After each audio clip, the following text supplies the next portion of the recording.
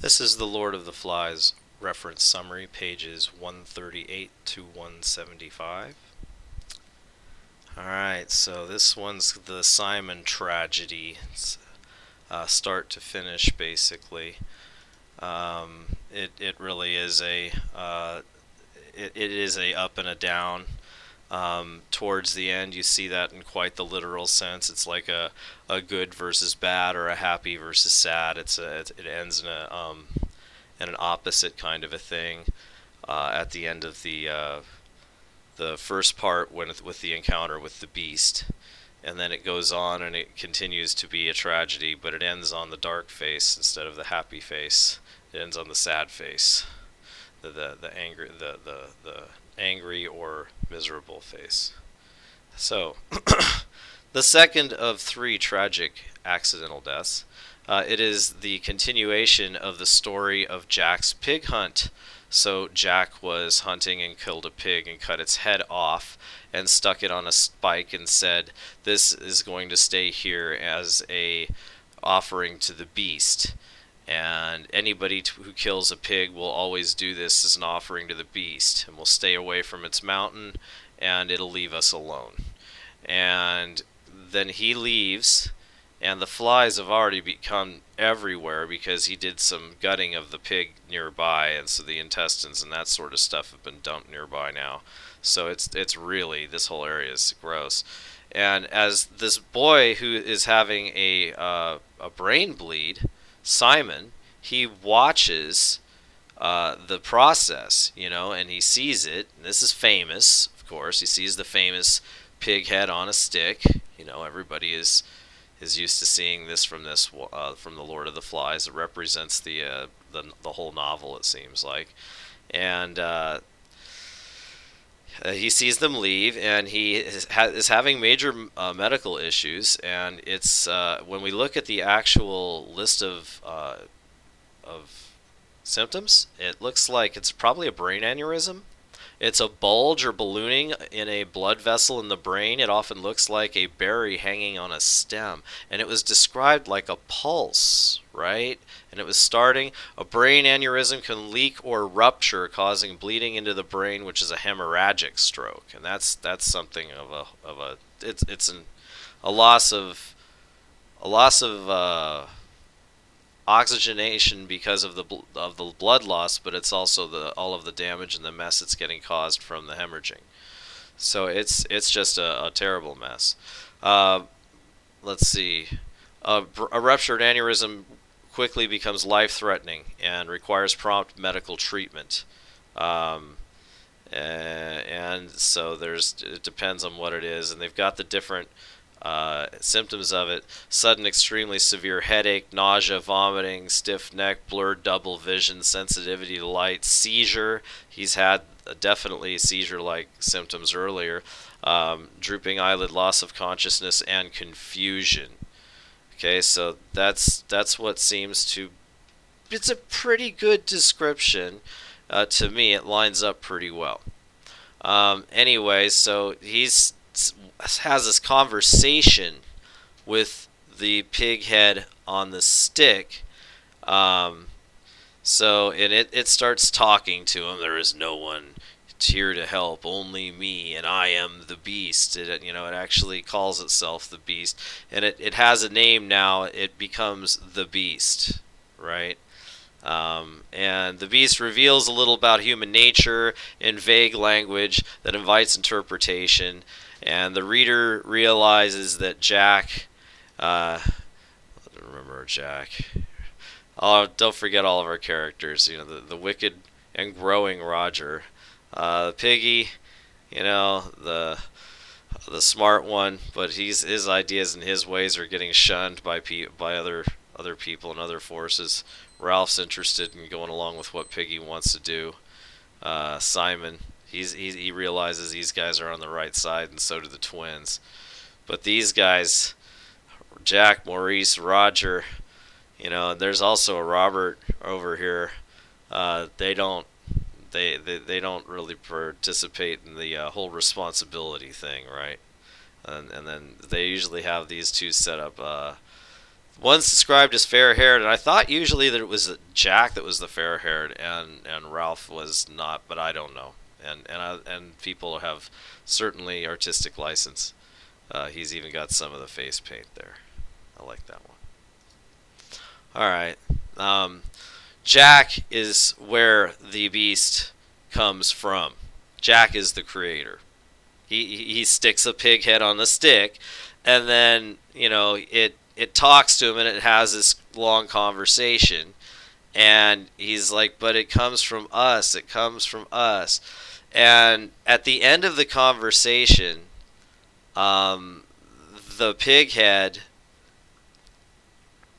starts to swallow him, and it calls itself now the Lord of the Flies.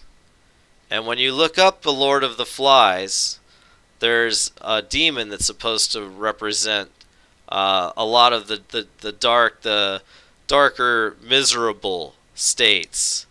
That's referred to as the Lord of the Flies. Loneliness, despair, fear, awkwardness, hopelessness, all those sort of things. He loves them, and so the Lord of the Flies, when we look at that, we can also have a direction to go just by looking at what the Lord of the Flies means in other lit. But this thing is the Lord of the Flies because it gets covered in flies, literally, and they're eating it. And within a couple days, this thing's going to be nothing but a skull on a stick, because they're going to pick it clean, completely clean. All right. So Simon blacks out, and the Lord of the Flies has now got its new name, Lord of the Flies. And of course, it's where the title of the book comes from. When he awakes, the pig head on a stick is inert, doesn't do anything. He leaves. Simon staggers on and finds the pilot. And let's see. The pilot, the way that it was described, there was just a certain, I had heard it before. I had definitely heard it before, and I wanted to, there it is. I wanted to find it. There it is. Eddie. And I can't prove it. I don't know because I haven't looked anything up, but the way it's described with the dark eyes and the teeth and the flesh pulling back, and it's like dead, but it's like alive, and it's a pilot. I went, but these guys drew this after the book came out, not before, so the author didn't get an idea from this. It's more like these guys got an idea from the author, which could be, I don't know. But there you go. Eddie from Iron Maiden really fits the description for me of the pilot. Simon sees this thing, and it's just, he's so miserable. He can barely walk and stay upright. He's afraid of not staying upright, because if he sits down, he might not get back up.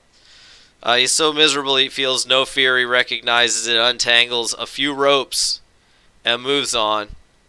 And Simon seeks the shelters, but accidentally stumbles into Jack's hunting circle dance. So as he comes in, he's described as being like almost, not right, mumbling about some man on the hill, right? Right when they're in the dark, in the beginning of the storm, rain might be starting, thunder coming, in the fever pitch of the chanting, kill the pig, slash her throat, bash her in. I mean, in the middle of this, they're getting all fired up. He is murdered, okay? And it's a question of what happens. Is this an accident? Is this on purpose? Surely before you started really tearing him up, you could have stopped, right? No, we killed him. No, maybe he's okay," said Piggy. "No, he's not okay. You didn't see what we did to him." He almost could be dying right there. I have a feeling it could have even been like that. It's set up so that we don't know if the aneurysm kills him. We don't know if the blade from Jack kills him. We don't know if the group attacking from all sides and going in, and they've learned not to throw their spears but to stick hard and hold on to it and drive it in. Now they're starting to get much better at being brutal, and they attack something much weaker than a pig, which is Simon having a major medical episode. What happened? Is he murdered? Again, we have this not sure, left in a question mark state. This has happened before with the child with the red mark over the eye. Was he killed, or was it by accident or murder? Well, they were told not to do it. Piggy told them not to do it. They went and did it. When they did it, it resulted in a death. That usually, by most people's definition, means, hey, you were told not to, and then somebody died when you did it. You're in an awful lot of trouble. That's usually what it means. So, but in this case, is that what we would say? Are these things murders? They're obscure. It's confusing exactly how it went down. So, in the he is murdered part, my hot link goes to friendly fire. And it reminds us that there have been thousands of friendly fire incidents in recorded military history where people strike their own forces on accident, accounting for an estimated 2 to 20% of all casualties in battle. And we have to remember that we do not want to give, whether you are hunting for game or you are trying to fight for your life, you do not want to give another human who has the same abilities and the same weapons as you any chances. If it's actually a fight to the death, like these kids are thinking they might have to fight this thing to the death, they're not gonna look at it real careful and make sure that this is are you really a monster? Turn around and hold still. Can you come over to the light here? They're not gonna do that. You're gonna, as quick and as efficiently as possible, without it knowing, with the surprise on your side, as brutally and as fast as possible to overcome and overwhelm. I mean, so and all of those types of methods, which the kids are starting to learn to use as young pig hunters, are going to make it way more likely for them to have an incident of friendly fire, where they almost hurt somebody, they almost kill somebody. So, and in this case, it happens. Now the question is it an accident? Is it friendly fire or is it not? And really, I think it's going to depend on who you ask and what you want to believe. Was it a murder or was it a tragic accident? And what a lot of people might say is, well, you're a bunch of kids with spears and a knife. Depending on where you cut the kid, it could have been the brain bleed that killed him. Depending on where you attack the kid and where you hurt the kid. Because these kids are learning, and they're learned on a pig. They haven't learned on a human. Things are still mostly in the same place, but they're not quite the same animal. So the kids, after realizing what they did, all this horrendous thing, run away as fast as they can. And that doesn't seem to me like something that a group of murderers do who don't have to run away because there's nobody going to come for them. But they run away because they run, it seems to me like a symbol. They're running from what they did. They're running from the evil thing that they have done. And they're trying to forget all about it and get away from it. The next morning, Ralph and Piggy talk about it, and both are on the outside of this ring. And each had a different opinion on if it was an accident or culpable murder. But they both feel guilty. And so it makes us think that maybe Piggy is just covering for his own guilt and feeling bad thing. And Ralph just feels awful. He thinks that it's straight out culpable murder. That's that what we did was murder. We should have figured out at some point not to attack that, and then we wouldn't have killed it. And that was no. I saw what they did to it. I saw how they attacked it from all sides, and then I saw how Jack went in and went for the head. But they're dealing with a semi-live dead thing. That's what they're trying to catch, and they finally got it. In the dark, in the middle of the passion of the passion fever of the dance, of the chant that's brought them meat by acting violently. And then they just did what they do. What is that? So this is another interpretable situation. In terms of, you can say it's murder, you can say it's accident, you can argue it different ways. Ralph and Piggy talk with Sam and Eric, who are also awkward and guilty in the speech, and then the story switches and follows Jack's tribe. And Jack claims that they encountered the actual beast. That was the beast. It was not Simon, and it is still alive, and it will come again. Now where could he come up with that one? That was the beast. Still alive. We didn't kill it, even though it was dead. It's gonna come back. Oh yeah, these kids are supposed to be British. Oh yeah, British lit. The old Count. Boy, that's an old one too. That's been around a long time. Yeah, I suppose 12-year-olds down to 6-year-olds might be a little bit worried about that one. Yeah, likes to switch forms. Let's see.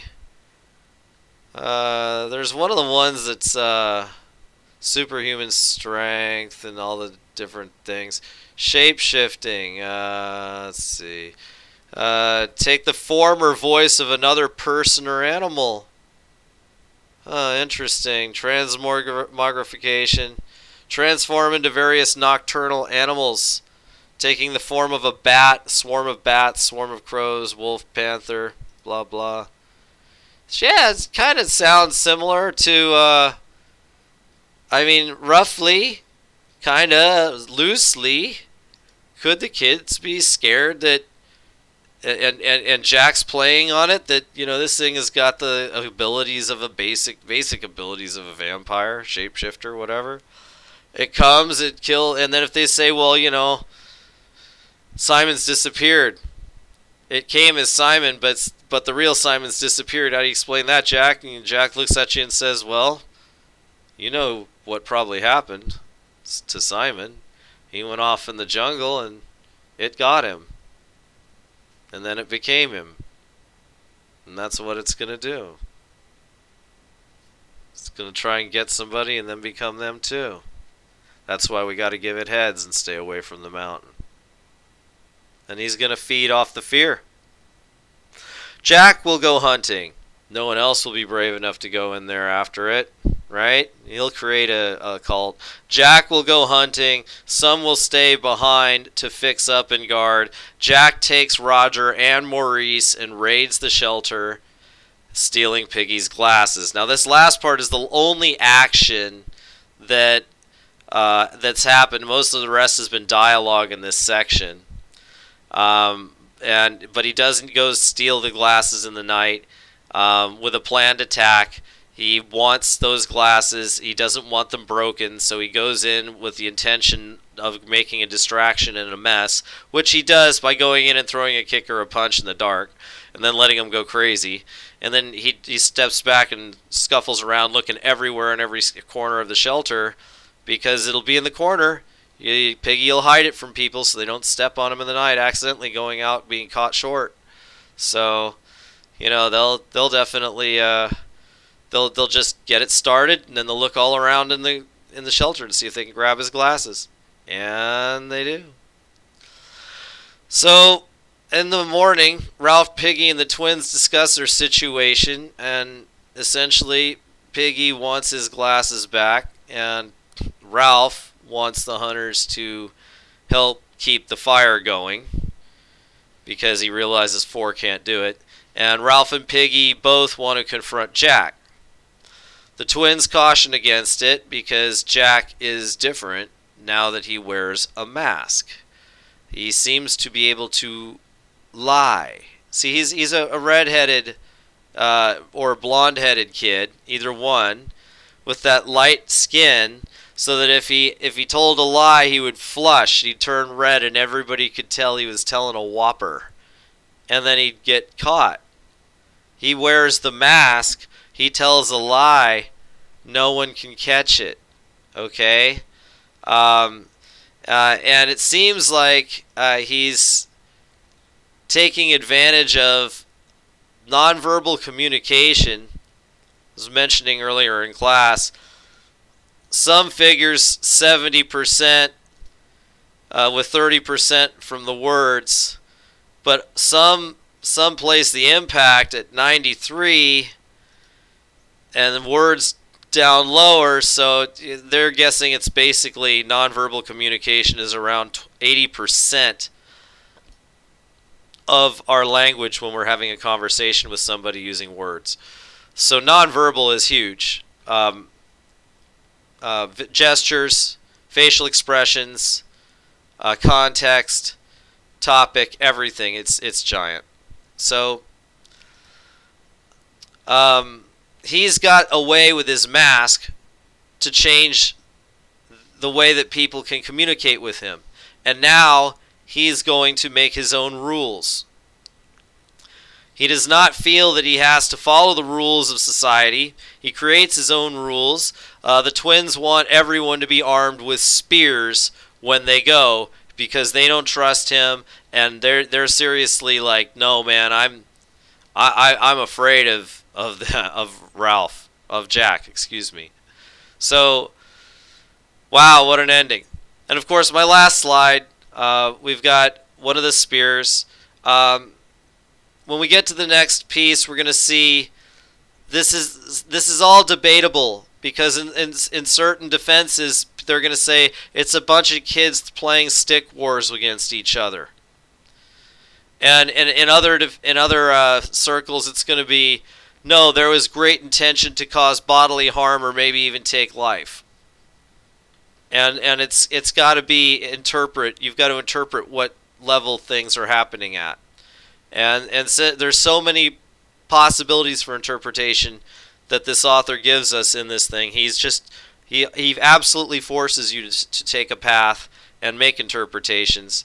That's why the paper is symbols revealing a theme, because he wants us to do it so bad. We might as well humor him. Anyway, that's the end of 138 to 175.